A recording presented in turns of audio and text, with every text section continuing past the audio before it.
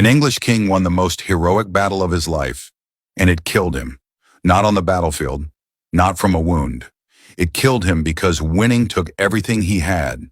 And 3 weeks later, with his best warriors dead and his army barely standing, William the Conqueror showed up. England fell, the Viking Age ended, and the world we still live in today began. All because of one September morning in 1066 on a wooden bridge in Yorkshire. This is the Battle of Stamford Bridge, and it is wilder than anything Hollywood has ever given you. To understand this battle, you need to know the three men at the center of it. First, Harald Hardrada. Say that name slowly. Hardrada. It means hard ruler in Old Norse, and the man lived up to every syllable. He stood over 6 feet tall in an era when the average man barely reached 5.5. He had fought as an elite mercenary bodyguard for the Byzantine emperor in Constantinople. He survived exile, civil war, and decades of brutal combat across 3 continents. Harald Hardrada was not just a Viking king. He was arguably the greatest warrior alive in 1066.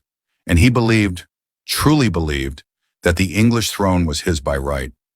Second, Harold Godwinson. Here is where it gets personal. Tostig was the brother of the English king, Harold Godwinson, his own flesh and blood. But Harold had allowed Tostig to be stripped of his title and exiled the year before. Tostig never forgave him. So what did Tostig do? He sailed to Norway, walked up to the most feared Viking king alive, and said, "Help me take England from my brother." Brother against brother. This was not just a war, it was a family catastrophe. Third, King Harold Godwinson of England. Harold was experienced, respected, and fiercely loyal to his kingdom. But in the autumn of 1066, he was being squeezed from 2 directions at once. In the south, William of Normandy was massing ships for invasion. And now in the north, his exiled brother and the most dangerous Viking on earth had just landed with 300 longships and up to 11,000 men. Harold had to move, fast. When Harold received word of the Viking landing, he was in London, nearly 200 miles away. The Viking army had already crushed the northern English forces. York, one of England's greatest cities, had surrendered. Hardrada was camped at Stamford Bridge expecting a peaceful handover of hostages and supplies. He thought this was over. He was wrong. Harold Godwinson did something that military historians still talk about nearly 1,000 years later. He assembled his army and force-marched them 200 miles north in just 4 to 7 days. 4 to 7 days. A journey that normally took weeks. No pause, no rest. Just sheer burning will. His men arrived exhausted, feet bleeding, lungs on fire. But they arrived before anyone expected them. And on the morning of September 25th, 1066, they came over the hill. Then picture this. It is a hot September morning. The Norwegians are camped on both sides of the River Derwent. Their chainmail armor is back at the ships, miles away. They expected nothing more dangerous than a diplomatic handover. Some are washing their feet in the river, some are half asleep.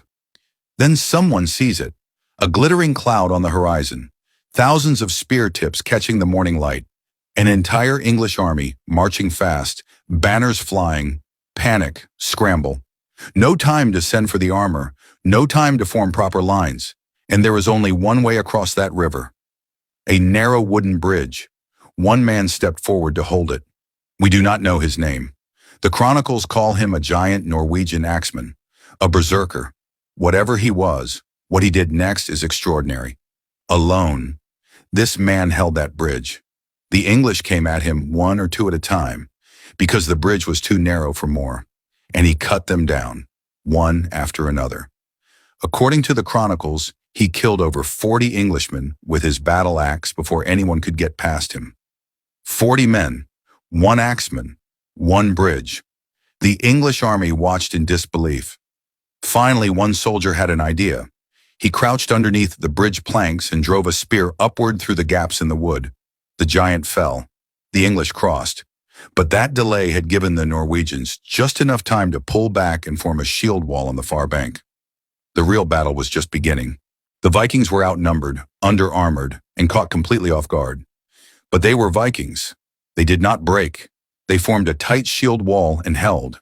Harald Hardrada was everywhere, massive, terrifying, screaming encouragement to his men. Some accounts say he had dreams and omens before the battle warning him of his own death. He fought anyway. Then an arrow found his throat.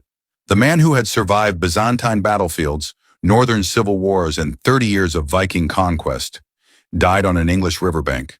And when the greatest Viking warrior of the age fell, the Norse line cracked. The English broke through. What followed was not a battle, it was a massacre. Hardrada's reserve forces arrived from the ships wearing full armor in the September heat, having run miles to reach the fight. They were exhausted before they threw a single punch. The English cut them to pieces. Of the 250 to 300 longships that had carried up to 11,000 Norwegian invaders to England, only 24 ships were needed to carry the survivors home. 9,000 men, gone. Harold Godwinson had done the impossible. He had outmarched, outsmarted, and outfought the most feared Viking force in a generation. He should have had months to rest, to rebuild. He had 3 weeks. 3 weeks. Because on October 1st, word arrived. William of Normandy had landed in the south. Harold turned his exhausted army around. His best warriors, who had just bled at Stamford Bridge, marched back south. On October 14, 1066, 19 days after Stamford Bridge, Harold's weary army met the Normans at the Battle of Hastings. He lost. Harold died on that field. The Battle of Stamford Bridge, September 25, 1066. The last great Viking invasion, the end of an age, and the beginning of everything that came after. If you made it this far, you now know one of the most dramatic stories in all of human history.